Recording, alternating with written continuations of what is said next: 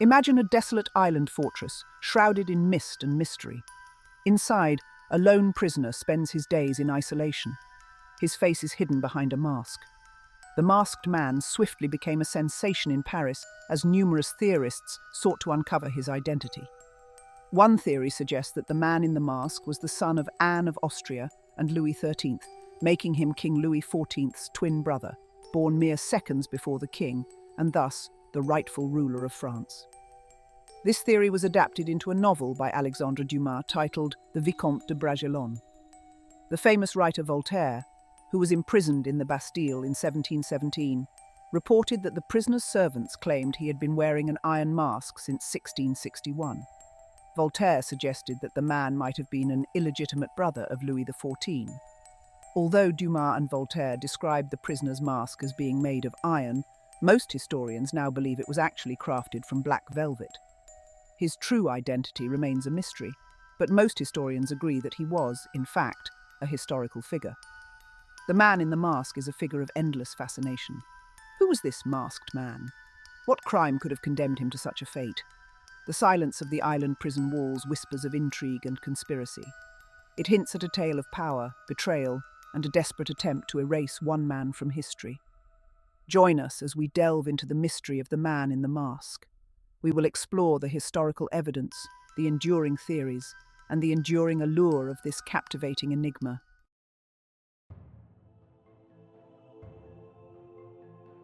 Our journey begins in 17th century France. The reign of Louis XIV, the Sun King, casts a long shadow. It is a time of political intrigue and absolute monarchy, a time when secrets were closely guarded and whispers of dissent were silenced. In the heart of this tumultuous era, a mysterious figure emerges. A man shrouded in secrecy, his life becomes intertwined with the legend of the masked prisoner. Who was the prisoner behind the mask? Several individuals were suspected of being the man in the mask, including a French general, an English nobleman, Louis de Bourbon, Comte de Vermandois, and the playwright Molière.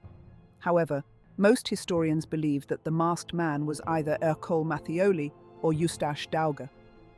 Louis XV and Louis XVI are said to have claimed that the man in the mask was an Italian nobleman. Mattioli, a minister to Ferdinand Charles, Duke of Mantua, was responsible for secretly negotiating the 1678 treaty, in which the financially struggling duke agreed to cede the stronghold of Casale to France in exchange for 100,000 éscus. However, after the agreement was signed, Mattioli betrayed the secret by informing several foreign courts. Enraged by the deception, Louis XIV had Mattioli discreetly abducted and imprisoned in Pinerolo. However, Mattioli died several years before the man in the mask. The similarity between the name Mattioli and Marchioli, the alias used for the man in the mask's burial, may have led to confusion and the mistaken belief that they were the same person. This shifts the suspicion to Eustache Dauger. Historians still have scant details about Eustache Dauger, and it's unclear if that was his actual name. He is believed to have been a valet, but he has also been characterized as a corrupt nobleman and a failed assassin. Was the man behind the mask an innocent man caught in a web of deceit? Or was he a player in a dangerous game of power, his face concealed to protect the throne itself? The truth, hidden beneath layers of time and speculation, is a puzzle waiting to be solved. We will examine the historical records and unravel the threads of this enduring mystery. Prepare to be drawn into a world of secrets where the line between truth and legend blurs in the shadows of the past.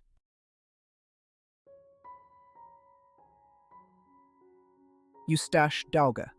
The name echoes through history, yet remains an enigma. Information about Eustache Dauger, the likely individual behind the mask, is limited prior to his arrest and imprisonment. The primary sources of information about him are the letters from his jailer, Benin d'Auvergne de Saint-Mars, a former musketeer, and the correspondence of Louis XIV's minister, Louvois. Whatever the reason for his arrest, the man behind the mask was about to embark on a journey that would transform him from an anonymous valet into a legend. He would become forever known as the Man in the Iron Mask.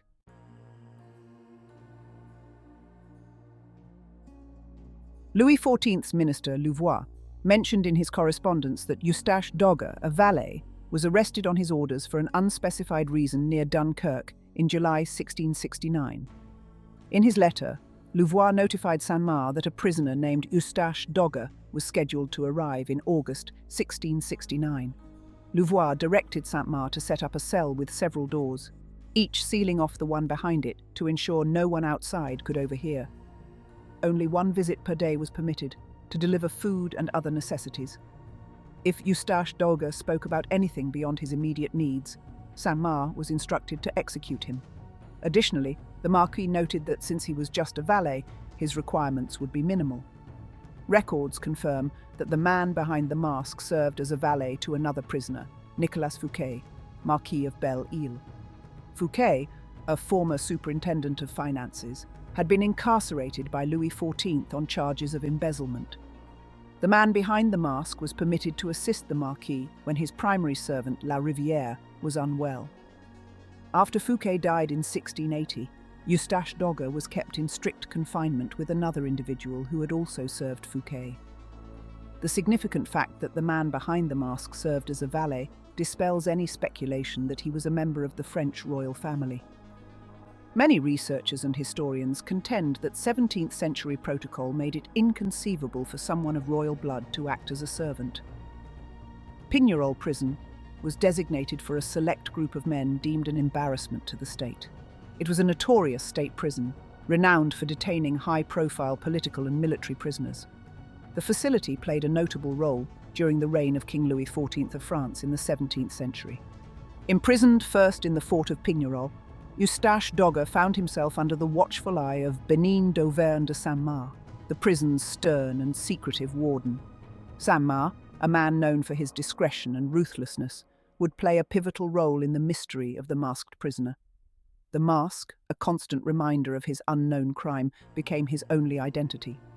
Whispers of the man in the mask, true identity, and the reason for his unusual confinement began to circulate.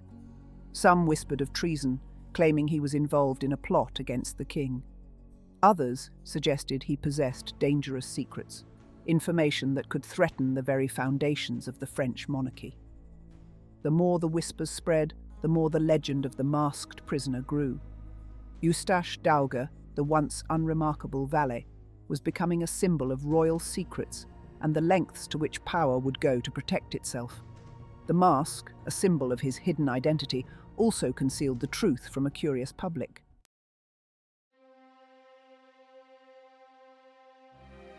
Eustache Dauger's journey into the heart of this enduring mystery began at Pignerol, a formidable fortress nestled amidst the rugged landscape of the French Alps.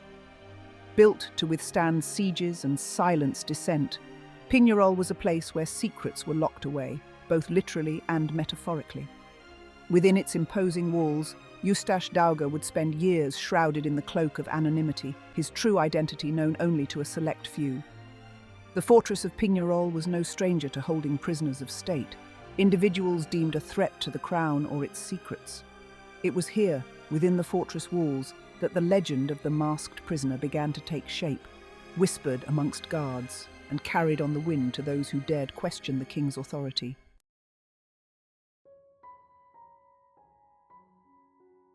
The mystery of the man in the iron mask has captivated historians and ignited the imaginations of storytellers for centuries. Countless theories have emerged, each attempting to shed light on the prisoner's true identity and the reason for his enduring silence. One of the most enduring and controversial theories suggests that the man hidden behind the iron mask was none other than a secret brother of King Louis XIV. This theory, popularized by the philosopher Voltaire and later immortalized in Alexandre Dumas' novel, hinges on the notion that Louis XIII and Anne of Austria, Louis XIV's parents, had a second son. This secret sibling, according to proponents of this theory, posed a direct threat to Louis XIV's claim to the throne, a dangerous truth that had to be concealed at all costs. Could Louis XIV have condemned his own flesh and blood to a life behind bars, silencing a rival to protect his own power? While there is no conclusive evidence to support the twin brother theory, it continues to capture the imagination, reflecting our enduring fascination with the complex dynamics of power, family, and the secrets that lurk behind the walls of palaces. Another theory suggests the man in the iron mask was not Louis XIV's brother, but his father's illegitimate son. This theory posits the masked prisoner was the product of a secret liaison between Louis XIII and an unknown mistress. This illegitimate offspring would have posed a significant threat to Louis XIV's reign. However, Louis XIII was occasionally called Louis the Chaste due to his unwavering fidelity to his wife. Again, the significant fact that Eustache Dauger served as a valet dispels any speculation that he was a member of the French royal family.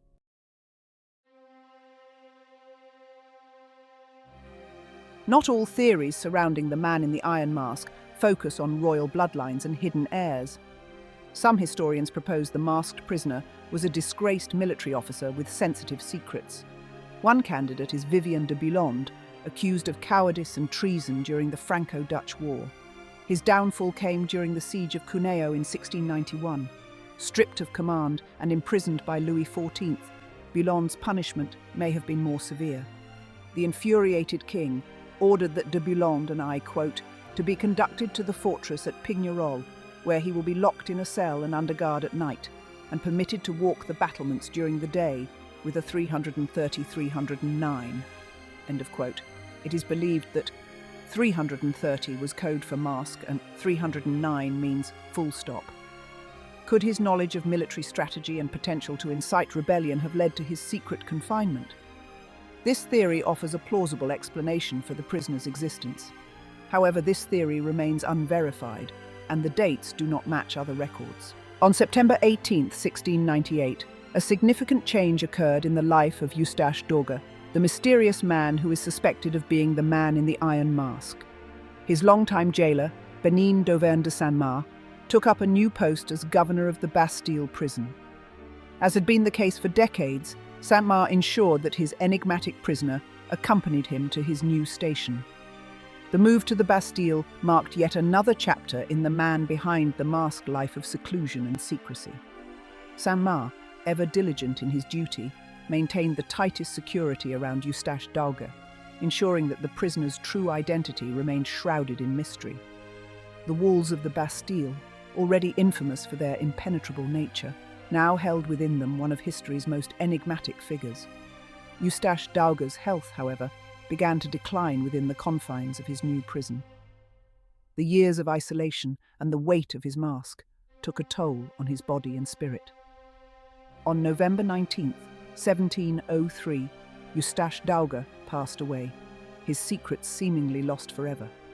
His death, like his life, was marked by a veil of secrecy, with records meticulously kept to ensure that no detail about his identity would be revealed. The final transfer of the man in the mask from one prison to another, and his eventual death, only deepened the mystery surrounding him. Who was he really? What secrets did he take to his grave? These questions continue to fuel speculation and intrigue, as historians and enthusiasts alike seek to uncover the truth behind one of history's most enduring enigmas. The quest to uncover the truth behind the mask endures.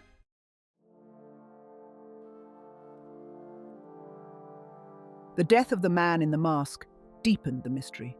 Voltaire hinted at a scandalous truth, suggesting the prisoner was of immense importance. The masked prisoner became a symbol of hidden injustices.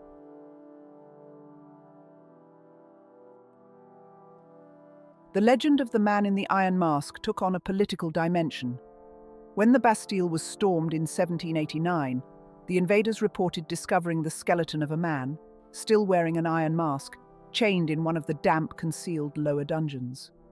The finding of the iron mask was a significant public relations triumph, symbolizing the oppressive excesses of the monarchy.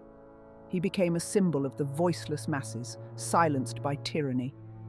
The French Revolution drew heavily upon his symbolism.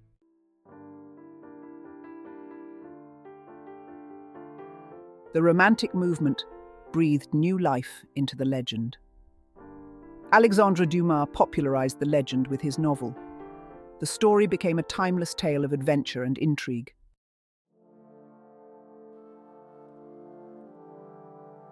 The legend of the man in the iron mask has become a captivating tale.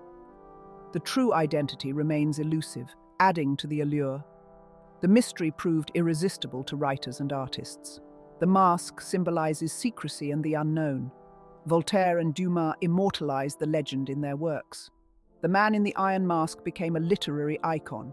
The legend has inspired countless adaptations in various mediums.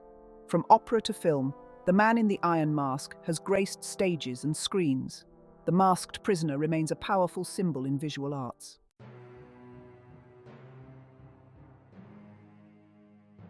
The Man in the Iron Mask continues to speak through his story. The legend has left an indelible mark on our cultural landscape. The mask may conceal the truth, but the story behind it endures.